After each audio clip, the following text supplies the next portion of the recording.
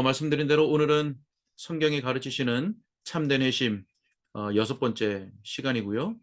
우리가 앞선 처음 두 번째 시간은 참된 회심이 아닌 경우에 대해서 우리가 보았었고, 이후로 오늘 네 번째 시간 동안 참된 회심에 대해서 배우고 있습니다.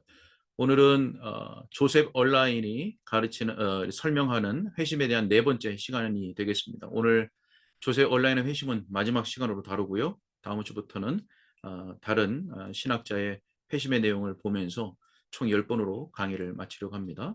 자, 우리가 바로 앞선 시간에 배웠던 내용 잠깐 우리가 복습해보면 세 가지였습니다.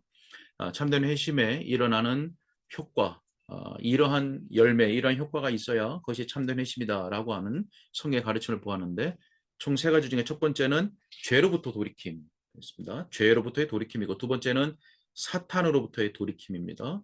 그리고 세 번째는 세상으로부터의 돌이킴, 죄, 사탄, 세상으로부터 돌이킴이다 그랬습니다. 여러분, 이것은 우리가 늘 말씀드렸다시피 우리 신앙인에 있어서 원수 세 가지죠. 원수, 신앙의 원수, 우리의 원수죠. 어, 사탄, 세상, 그리고 우리의 육체. 바로 이 세 가지를 얘기하는데, 자, 회심은 그렇게 그런 것들로부터 돌이키는 것이다. 이해를 하시면 되겠습니다. 자, 오늘 참된 회심 네 번째 시간으로 우리가 보게 될 것은 첫 번째, 자기의 의로부터 돌이킴입니다. 자기의 의, 줄이면 자기의입니다. 그렇죠? 자, 한번 내용을 보실까요? 회개하기 전에 인간은 무화과 잎으로 자신을 가리려 하고, 자, 여기서 말하는 무화과 잎은 행위지요. 인간의 행위로 자기의 추함, 자기의 죄됨, 자기의 죄성, 자기의 비참함을 가리려고 하는 것, 무화과 잎으로 자신을 가리려고 하고, 자기의 의무를 다함으로써, 자, 여기 자기 의무라고 하는 것은 종교적인 행위지요. 또 종교인으로서 하는 그런 행위적인 의무들을 말하는 겁니다. 자, 무한잎으로 자신을 가리려고 하고 자기 의무를 다함으로써 자신을 온전케 하려고 애쓴다. 왜 그렇습니까? 우리가 소요리 문답에서도 배웠죠. 자, 우리 모든 인간은 행위 언약 아래 태어납니다. 하나님께서 아담과 맺으셨던 행위 언약, 그것은 아담의 불순종으로 인해서 파괴가 되었지만 여전히 행위로 구원을 이루려고 하는 그 행위 언약 안에 있는 그 실상이 바로 모든 인류의 실상이다 라고 하는 것입니다. 그래서 모든 인간은 행위 언약 안에서 태어나기 때문에, 그리고 행위 언약 안에 머물기 때문에, 언제까지요? 거듭나기 전까지.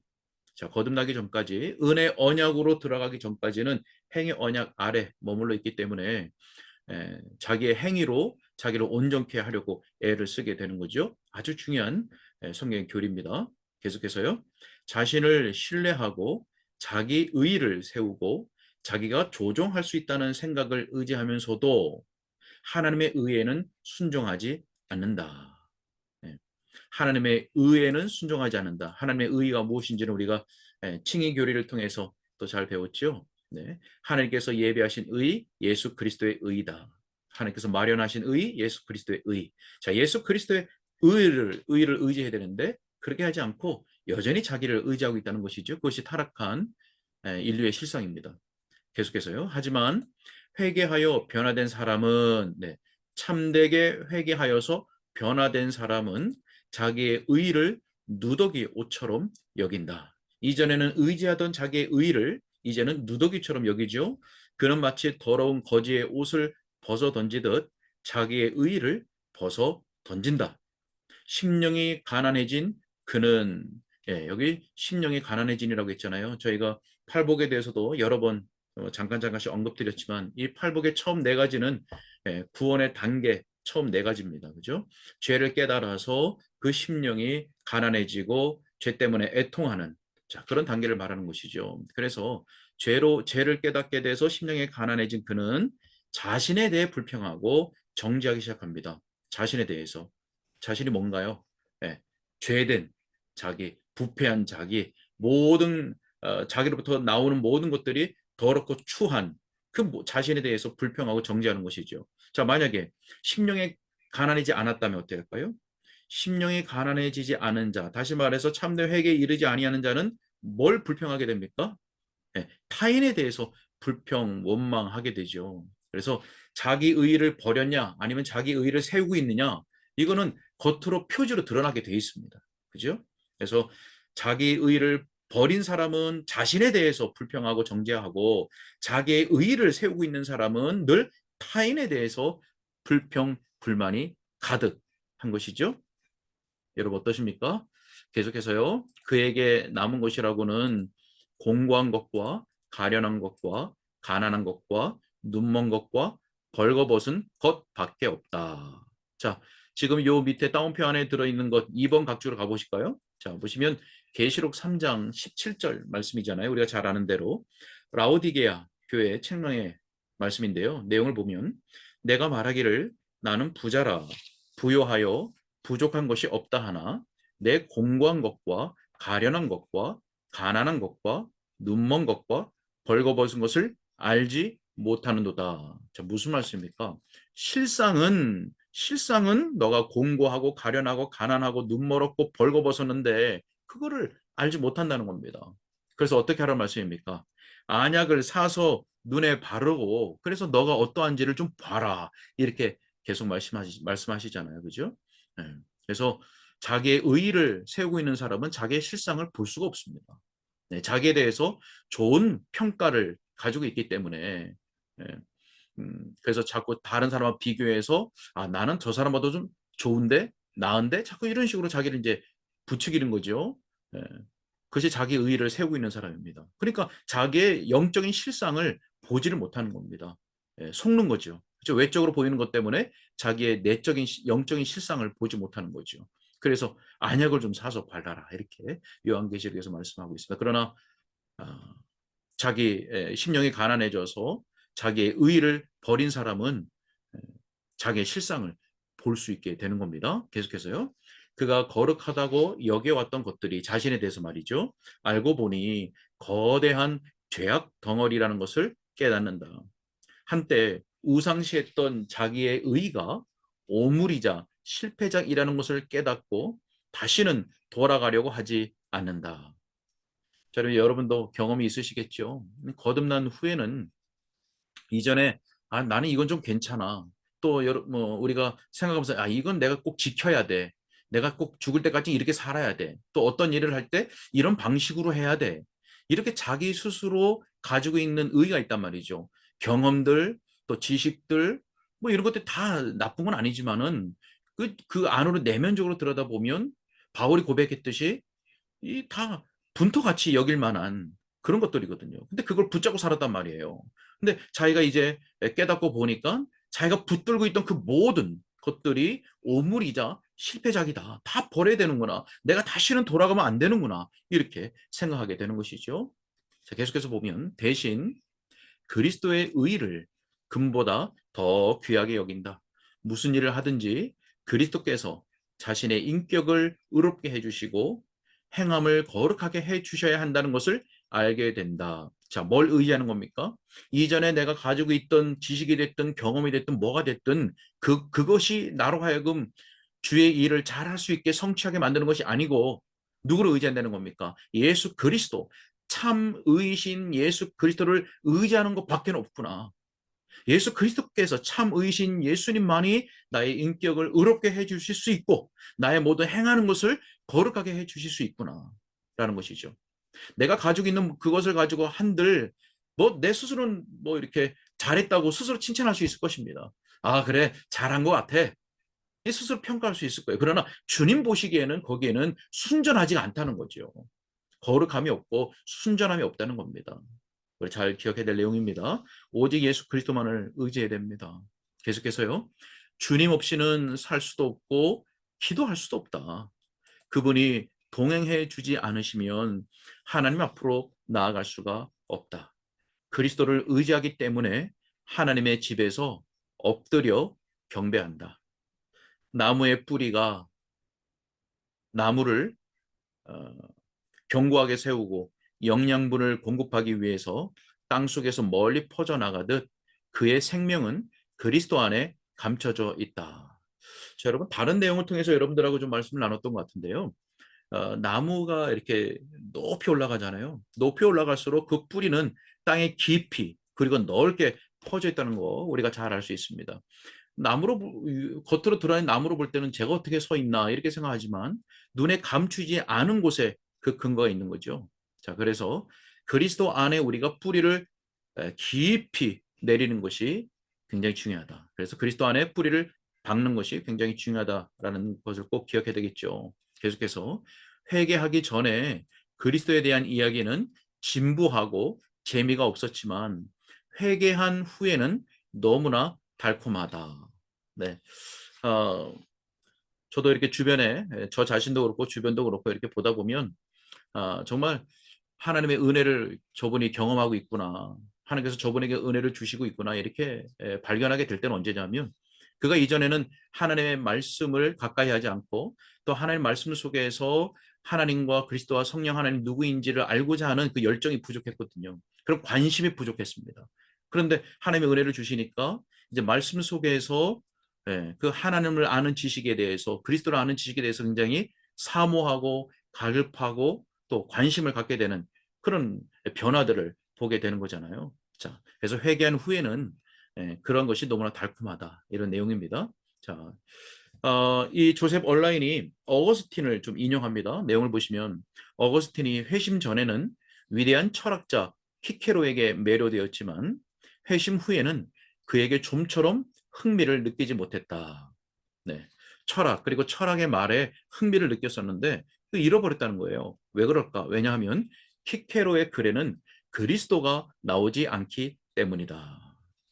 자, 어거스틴은 숨도 쉬지 못하고 단숨에 오 그리스도시여 이 세상 무엇보다 지극히 아름답고 사랑스럽고 친절하시고 인자하시고 고귀하시고 그립고 자애로우시고 매력적인 분이시여라고 외쳤다.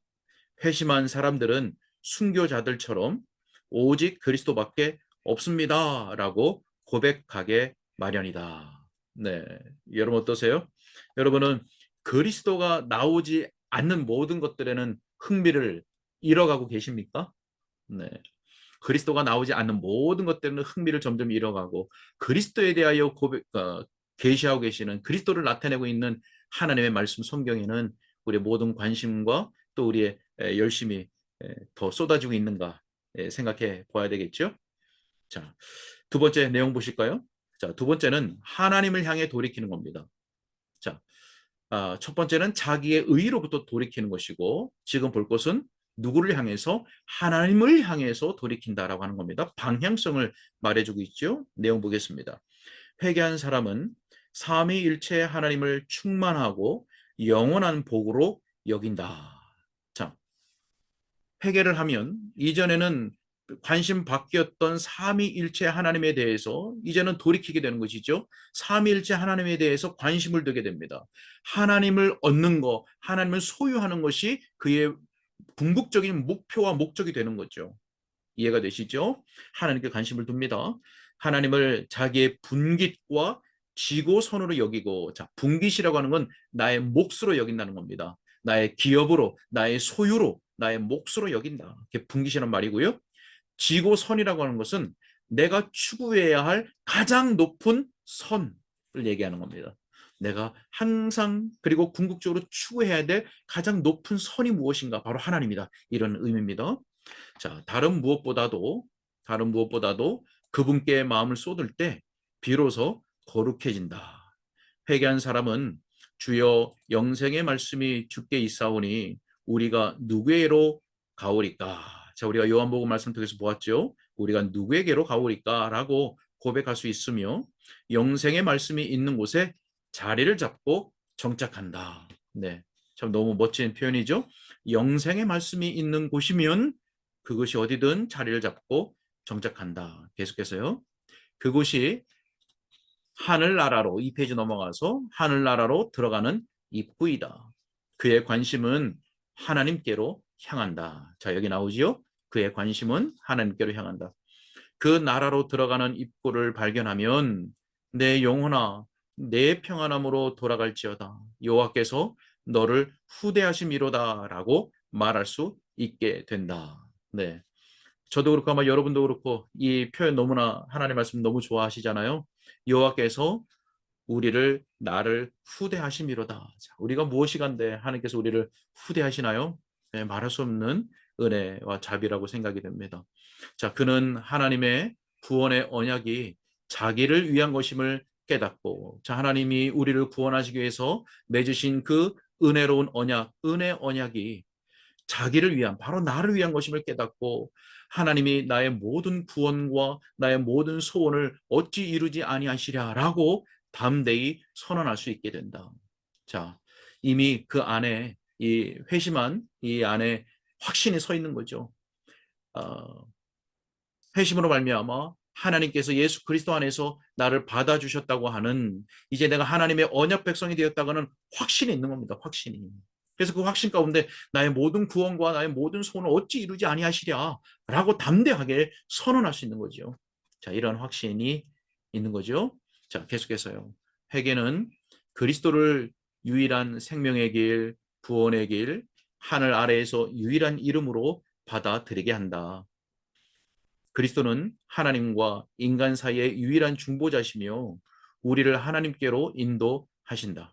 그리스도는 하나님께로 가는 유일한 길이며 천국으로 들어가는 유일한 문이시다. 네, 내가 길이요 진리요 생명이라 이렇게 말씀하셨는데요. 유일한 길이요 생명의 길이신 거죠. 그래서 우리가 성막도 보면 성막에도 보면 문이 하나밖에 없습니다. 문, 그것은 바로 유일한 문 예수 그리스도를 상징하고 있는 내용이시죠. 하나님께서 모세에게 주신 양식 그대로 오직 구원에 이르는 길은 하나밖에 없습니다. 여기 있는 것처럼 천국으로 들어가는 유일한 문이시다. 그리스도가요. 자, 우리는 오직 주님을 의지함으로써 지옥을 피할 수 있다. 다른 길은 없죠. 오직 예수 그리스도를 붙드는 믿음밖에 없습니다. 믿음은 도구적 믿음이라고 말씀드렸습니다. 예수 그리스도를 붙잡는 거. 그래서 예수 그리스도를 붙잡을 때 그리스도와 연합되어서 예수 그리스도와 접붙임되어서 이제는 그 원 기둥이 예수 그리스도로부터 모든 영적 영양분, 구원의 은혜로운 은택들을 다 받을 수 있는 거죠. 그거 외에는 없는 겁니다. 자, 그래서 우리는 그분이 아닌 다른 어떤 존재에게서도 구원을 얻을 수 없고 얻으려고 하지도 않는다. 오직 그분만을 의지할 뿐이다. 자, 이해가 되시죠? 계속해서요. 회개하기 전에는 그리스도를 경시하고 자기의 소유와 친구와 재물을 더 소중히 여겼다. 저희 보시면 회개하기 전에는 그랬죠. 그러니까 회개 전과 후에 자기에게 나타나는 표지를 발견할 수가 있습니다. 어떤 표지가 나타납니까? 이전에는 그리스도를 경시했어요. 경시했다는 얘기는 가볍게 여기고 또 때로는 무시하고 멸시했다는 겁니다. 말씀도 멸시하고, 그렇죠? 그런데 그러면서 자기의 소유와 친구와 재물을 더 소중히 여기죠.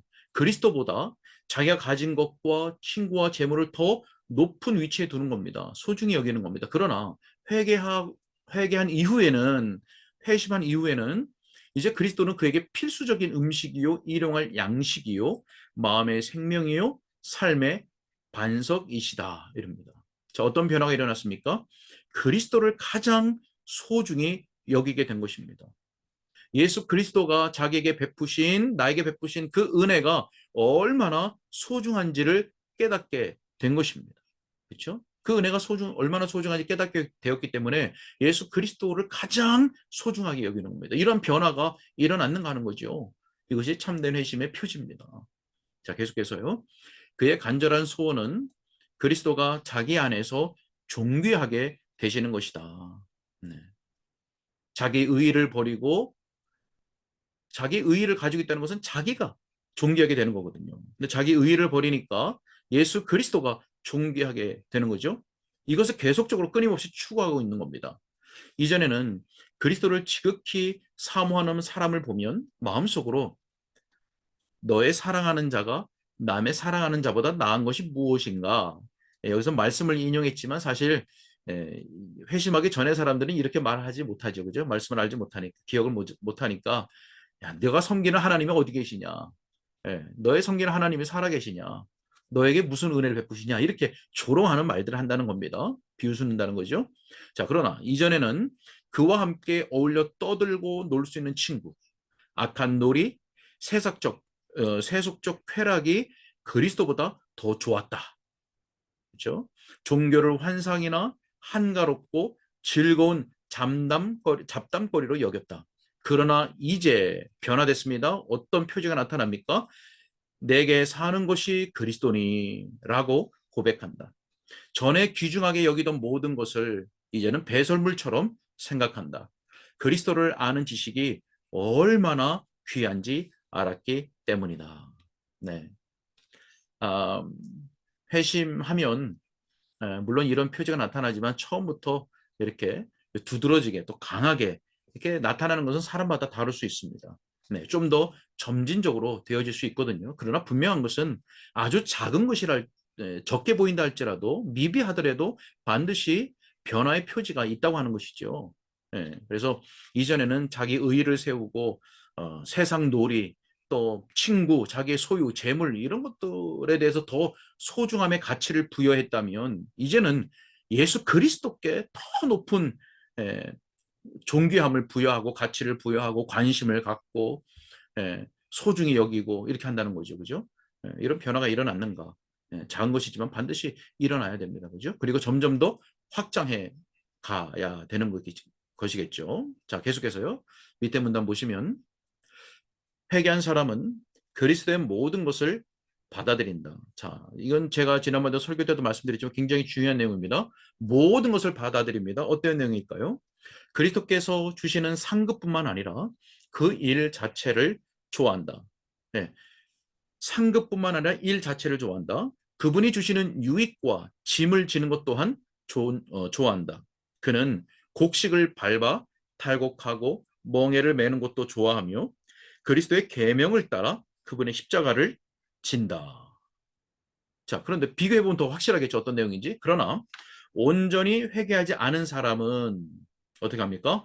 그리스도를 절반만 붙든다. 자, 위하고 대조해 볼까요? 자, 무슨 얘기냐면 그리스도로부터 또는 그리스도를 믿는 것으로부터 주어지는 유익은 좋아하지만 짐은 좋아하지 않는다는 말입니다.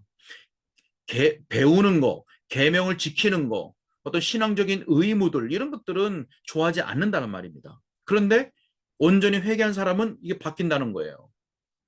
그래서 그리스도 절반만 붙들던 사람이 이제는 그리스도를 온전히 붙들고 그리스도를 온전히 받아들이게 된다는 거죠. 계속해서요. 그리스도의 구원은 환영하지만 거룩하게 살라는 명령은 반기지 않는다.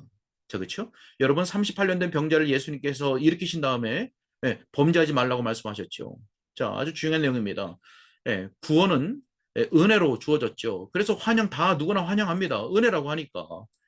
거저 준다고 하니까. 그러나 거룩하게 살라고 하는 명령은 버겁게, 어렵게, 무겁게 여기는 거거든요. 그러나 그렇습니까? 계속해서요. 그리스도께서 주시는 특권은 환영하지만 인격을 본받지는 못한다. 예수님의 성품에 참여하고자 하는 노력이 없는 거죠. 주님이 요구하시는 의무와 유익을 분리해서 생각합니다. 그죠? 예. 여러분, 우리가 잘 주의해야 될 것이 뭡니까? 아, 회개했으니까 예수님으로부터 얻는 유익을 알고 있는 거 아닌가 생각하는데요. 그렇지 않습니다. 그것은 얼마든지 학습을 통해서 알 수 있는 겁니다. 다시 말해서 육신적인 공부를 통해서도 얼마든지 알 수 있거든요. 그러니까 그런 것은 좋아하는데 그것이 영적인 감화가 일어나지 않으니까 성령께서 그 심령에 역사하지 않으니까 참된 회심으로 나아가지 못해서 의무를 에, 거부하는 거죠. 부담스럽고 그래서 좀 이따가 나오지만은 구원의 예수 그리스도만 에, 좋아하지 그 왕으로서 나를 다스리시는 왕으로서는 영접하지 않는 그런 모습을 보이는 겁니다. 그런 건 교회 안에 있는 위선자라고 할 수 있는 거죠. 교회 안에 있는 위선자. 알긴 알고 나오긴 나오는데 따르지 않는 거죠. 자, 주님이 요구하시는 의무와 유익을 분리해서 생각한다는 겁니다. 이것은 여기 중요한 내용이 나오죠. 뿌리부터 잘못된 생각이다. 뿌리부터 잘못되어 있습니다. 그래서 뿌리를 점검해야 되는 거죠. 우리가 반석 위에 집을 세우라고 하시는 마태복음에서 예수님 말씀 기억하잖아요.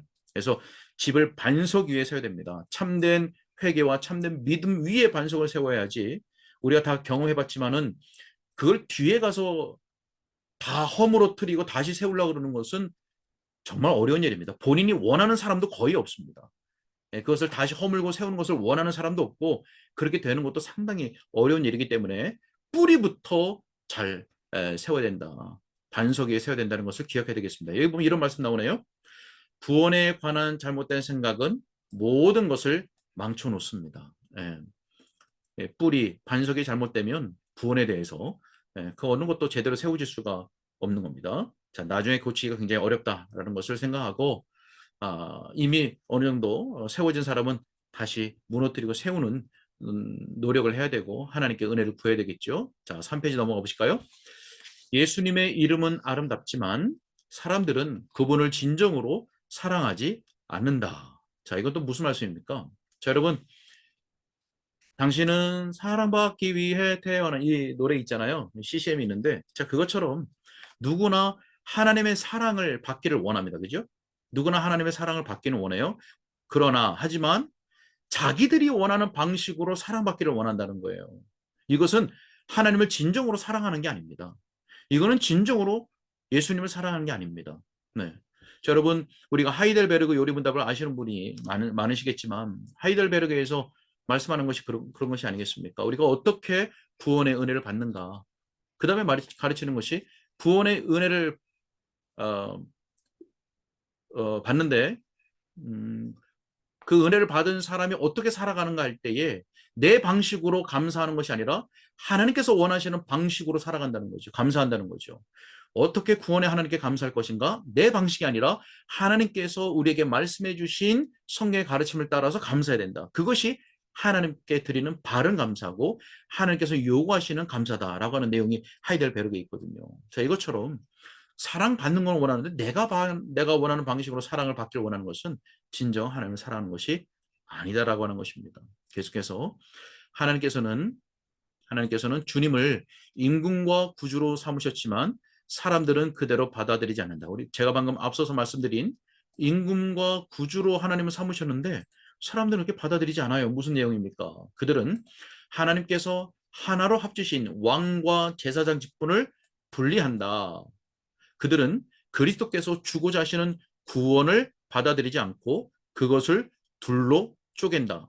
그러니까 우리가 받는 구원, 예수님께서 우리에게 주시는 구원은 이 두 개의 예수님의 직분이 다 합해진 겁니다.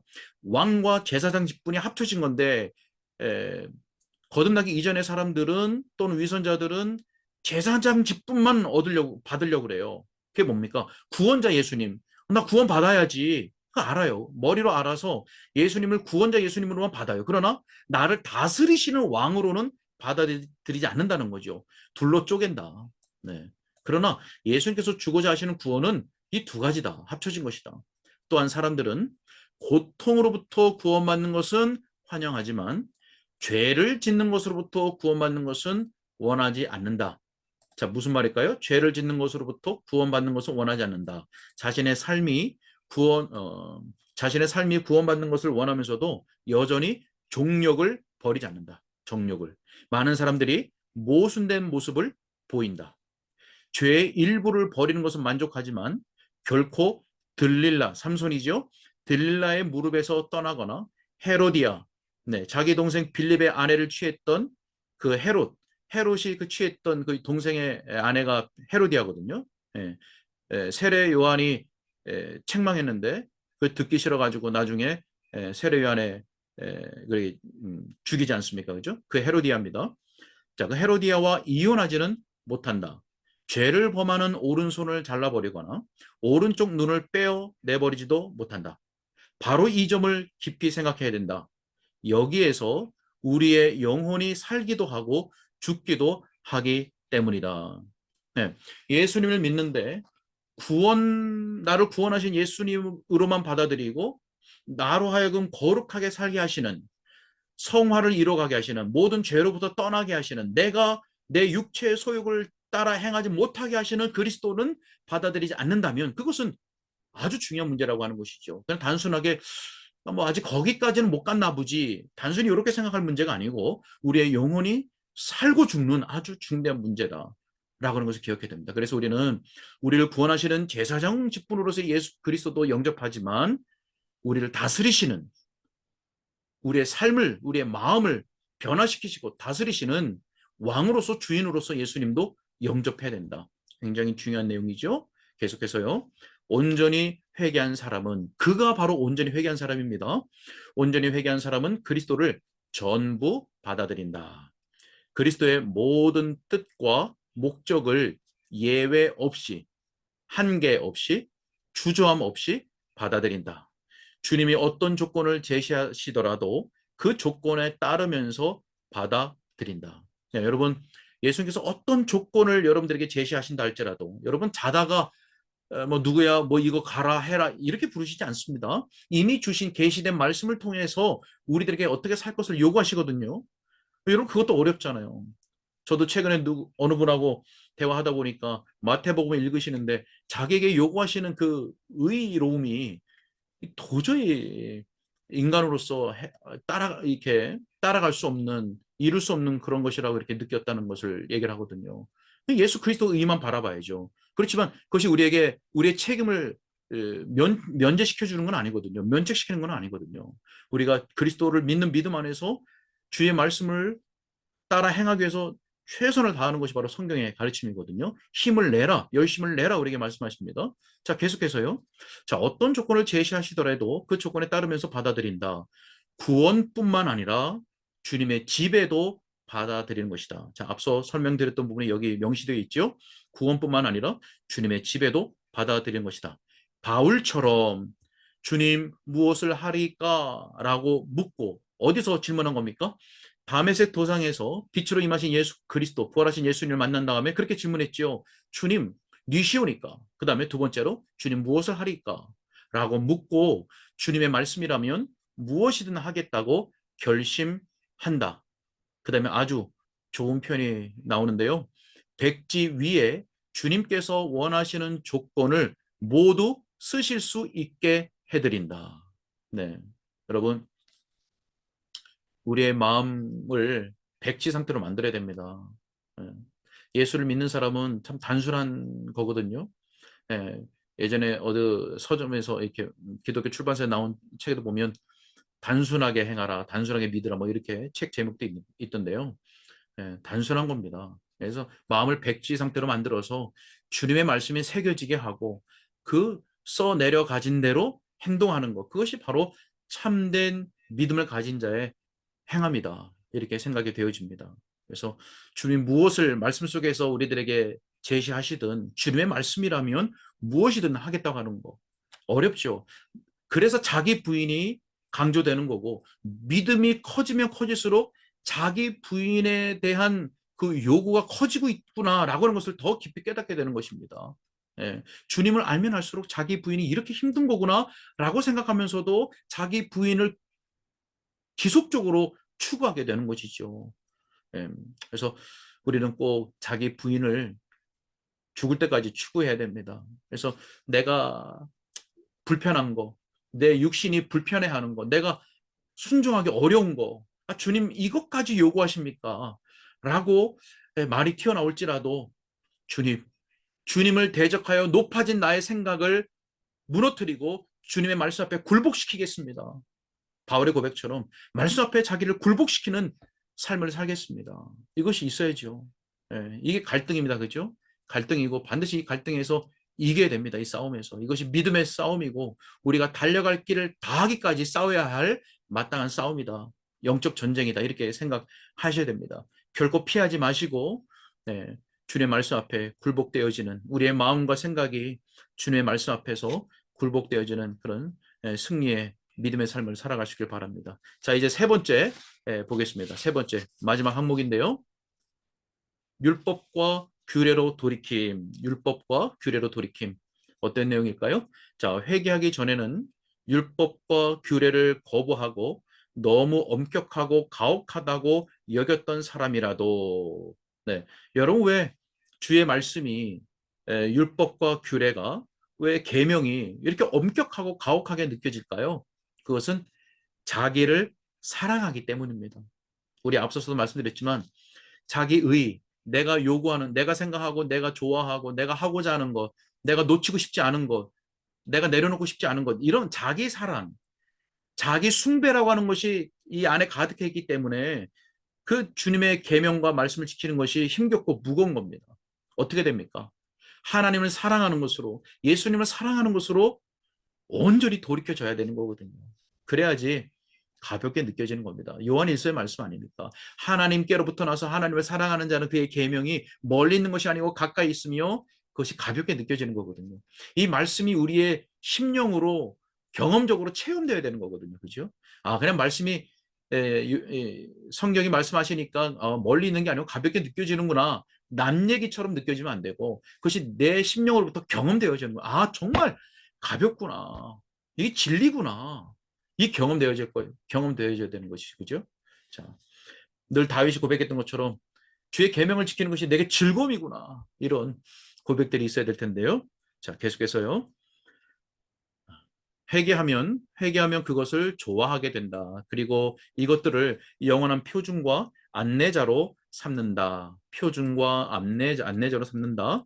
하나님께서는 진정으로 회개한 사람 안에서 그리스도의 율법과 방법과 관련하여 특별히 네 가지 일을 이루시는데 그것은 다음과 같다. 자, 진정으로 회개한 사람 안에서 이루시는 그 역사가 무엇일까? 네 가지. 첫 번째 판단력입니다. 회개한 사람의 판단은 그리스도의 율법과 규례와 방법을 인정하고 그것들이 가장 의롭고 합리적이라고 동의한다. 옳습니다. 맞습니다. 그 다음에 이전에 그분의 방법이 비합리적이고 독선적이라고 생각했던 편견에서 벗어나 주님의 방법을 반긴다. 주님의 방법을 반긴다. 그리고 그 법이 거룩하고 의롭고 선하다는데 동의한다. 경건한 사람은 하나님의 길이 옳다고 판단하는데 이것은 자신과 무관하게 판단하는 객관적 판단. 성경이 말씀하시니까 그런가 보지. 또 남들이 그렇다고 얘기하니까 이게 진리인가 보지. 이렇게 단순히 그치는 것이 아니라 나를 그 말씀 속에 집어넣어서 그 맞습니다. 아멘 하는 거죠. 진실합니다. 진리입니다. 내가 동의합니다. 인정합니다. 믿습니다. 그렇게 되기를 소망합니다. 아멘. 이렇게 하는 거죠. 주관적 판단이 서게 되는 것이죠. 자, 그는 하나님의 길이 객관적, 주관적으로 옳다고 판단한다. 경건의 규례들을 용납할 뿐만 아니라 그것들을 적극적으로 원한다. 그러니까 객관적으로 옳아라고 멈추지 않고 적극적으로 그것을 원하는 거죠. 내가 그렇게 되기를, 그 말씀이 내게 이루어지기를 소망하는 겁니다. 그리고 추구하는 거죠. 금, 곧 정금보다 더 원한다. 경건한 사람은 거룩하고 순전한 것이 최고이며 본질적으로 가장 적절한 길이며 가장 지혜롭고 합리적이고 바람직한 선택이라고 판단한다. 자, 여러분 보세요. 그래서 모든 선택을 하고 또 판단을 하는 데 있어서 진정으로 회개한 사람이 추구하는 것은 거룩하고 순전함입니다. 여기 보니까 거룩하고 순전한 것이 최고거든요. 그러니까 거룩하고 순전한 것을 추구하니까 어떻게 되냐면 내가 지금 생각하고 판단하고 선택하고 결정하는 모든 것들에 이 거룩하고 순전한 요소가 들어가 있는가?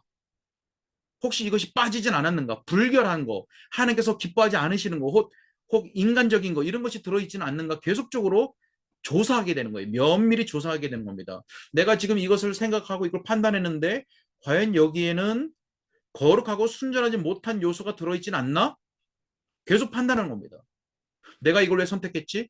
그것을 조사해보고 내가 왜 이걸 결정했지? 조사해보고 만약에 그때라도 이게 거룩하고 순전하지 못한 요소가 발견된다면 아니 하지마 다시 원점 돌아가 이렇게 되는 거죠. 왜요?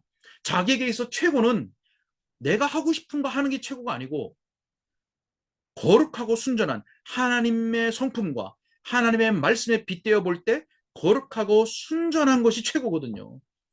그러니까 다 그것이 면밀하게 살펴보고 아니면 다시 원점 이렇게 되는 겁니다. 어느 정도까지 뭐 거의 끝까지 뭐 상황이 됐다 할지라도 이것이 용기가 필요합니다. 그때 돼서라도 발견이 되면 수도팔 용기가 필요한데 거의 일이 다 되어서는 그게 참 수도파기가 어렵거든요. 그렇기 때문에 처음부터 또 진행 단계에서부터 계속해서 조사해야 됩니다. 어떤 한순간도 왜냐하면 상황이 진행되면서부터 이미 그 새로운 판단들이 계속 들어가야 되잖아요. 그러니까 판단할 때마다 면밀히 조사해야 되는 겁니다. 거룩하고 순전하지 못한 요소가 들어있진 않나 계속적으로 살펴야 되는 것이죠. 여러분들 중에서도 여러분들 뭐 섬기는 교회가 되었든 또 여러분들의 직업이 되었든 어떤 뭐 관계에서 일어나는 일들이든 모든 일들에 있어서 하나님의 말씀과 하나님의 성품의 빛에서 이렇게 보고 살펴보고 거기에 거룩하고 순전한 요소가 빠지진 않았는지, 거룩하고 순전한 요소가 아닌 것이 들어있는 것은 아닌지를 잘 살피면서 점검하는 것이 꼭 필요하다. 이렇게 생각하셔야 되겠습니다. 계속해서요. 어, 그는 율법의 모든 규례에 진심으로 동의한다. 자, 동의를 넘어서서 그 심령으로 추구하고 원하는 것에 대해서 말씀드렸습니다. 자, 두 번째, 마음의 소원입니다. 마지막 네 번째 페이지로 가셔서요. 둘째, 마음의 소원. 회개한 사람의 소원은 그리스도의 온 마음을 아는 데 있다. 그리스도의 온 마음을 아는 데 있다. 자기에게 죄가 있다면 하나라도 그냥 덮어두려 하지 않고 자기의 의무라면 하나라도 잊지 않으려고 한다. 그러나 회개하지 않은 사람은 자신의 죄에 대해 눈을 감으려고 하며 빛으로 나오기를 싫어한다. 네, 자기 죄에 대해서 눈을 감으려고 하고요. 빛으로 나오기 싫어해요. 이런저런 죄들을 버리지 않으려고 하고요. 죄라고 인정하기를 싫어합니다. 창문을 통해서 진리의 빛이 들어오지 못하게 해요. 여러분, 진리의 빛이 들어오면 어떻게 됩니까? 다 밝히 드러나잖아요. 빛과 빛 아래에서 다 드러나거든요. 그거 싫은 겁니다.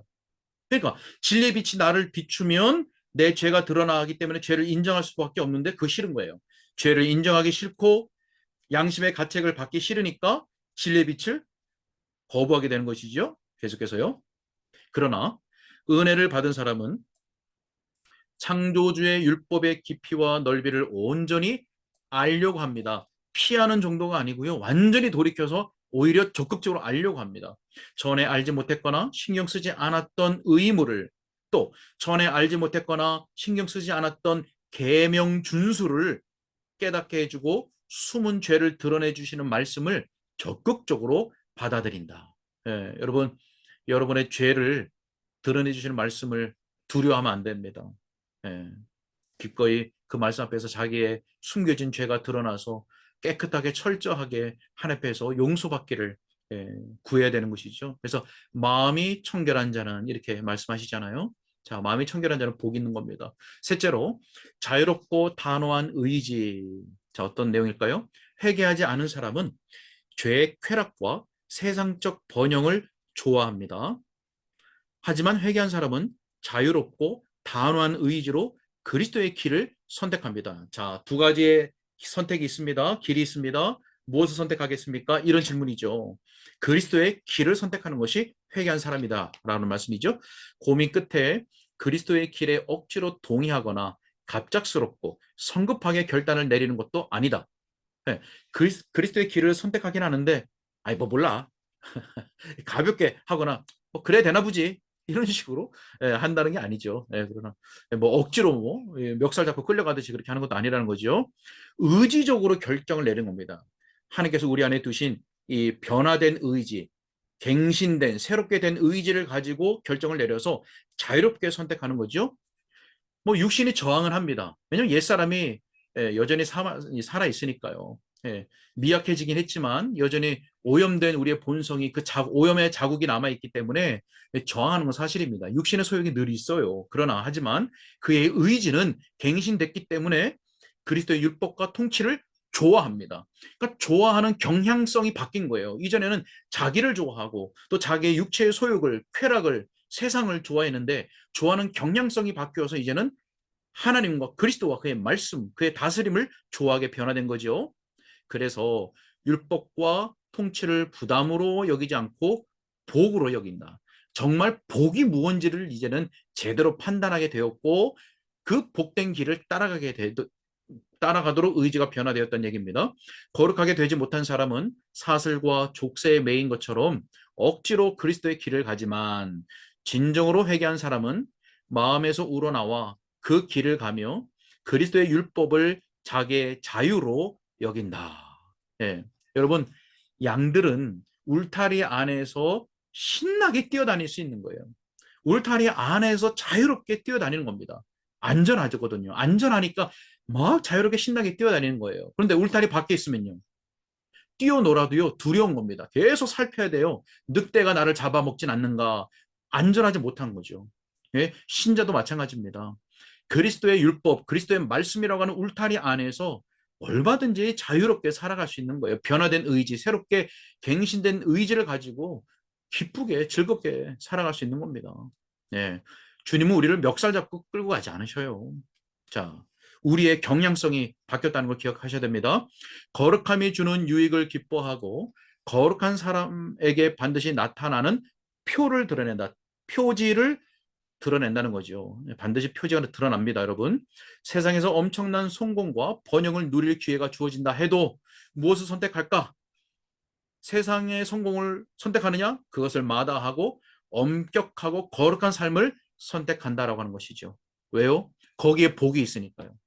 나의 판단과 나의 소원과 나의 의지가 변화되어서 이제는 옛 것을 따라가지 않습니다. 세상을 따라가지 않습니다. 엄격하고 거룩한 삶, 그것이 주님께서 요구하시는 삶이고 그것이 복된 길이라는 걸 알기 때문에 의지적으로 기쁨 가운데 선택하여 간다는 것이죠. 여러분 어떠십니까? 예. 그리스도의 율법과 통치를 부담으로 여기십니까? 복으로 여기십니까? 여러분들이 가야 할 믿음의 길, 신앙의 길을 족쇄에 매인 것처럼 억지로 가십니까? 아니면 기쁨으로, 감사함으로 그것이 복인 줄 알고 의지적으로 가십니까? 자, 마지막 네 번째입니다. 삶의 방향, 회개한 사람의 삶은 하나님의 율례를 준수하는 쪽으로 달려간다. 자, 방향이 어느 쪽으로 달려갑니까? 하나님의 율례를 준수하는 쪽으로 하나님과 동행하는 것에 날마다 신경 쓰면서 살아간다.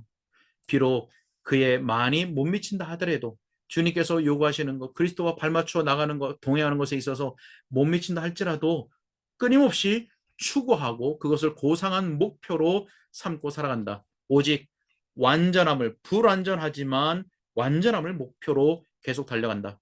죄를 전부 없애고 완전한 성결에 이를 때까지는 결코 쉬지 않는다.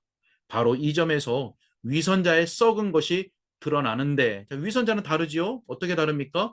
그는 성결을 원해요. 하지만 천국에 들어갈 수 있을 만큼의 최소한의 기준만큼만 원한다. 그러니까 눈치를 보는 거죠.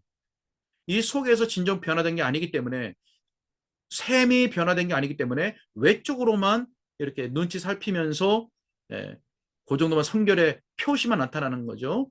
그러나 진정한 회개한 사람은 천국에 갈 만큼, 천국에 가기 위한 성결을 원하는 것이 아니라 성결이 천국에 갈 만큼만이 아니네요. 뭐 갈 수도 없죠. 천국에 가기 위한 성결을 원하는 것이 아니라 성결이 좋아서 성결을 원한다. 거룩, 경건을 여러분들이 이어서 생각하시면 되겠습니다. 성결, 거룩, 경건을 좋아서 원한다. 지옥을 면하는 정도에 만족하지 않고 최고의 것을 원한다. 그랬습니다. 자, 여러분, 그래서 결국 모든 것을 푸는 열쇠는 그리스도를 사랑하는 것에 있습니다. 그리스도를 사랑해야 의지적으로 기꺼이 주님을 향해서 주님을 목표로 해서 달려갈 수가 있는 거거든요. 그래서 모든 신앙을 푸는 열쇠도 마찬가지로 그리스도를 사랑하는 것이다. 이렇게 이해를 하시면 되겠습니다. 네, 여기까지 해서 오늘 6가까지 마쳤습니다.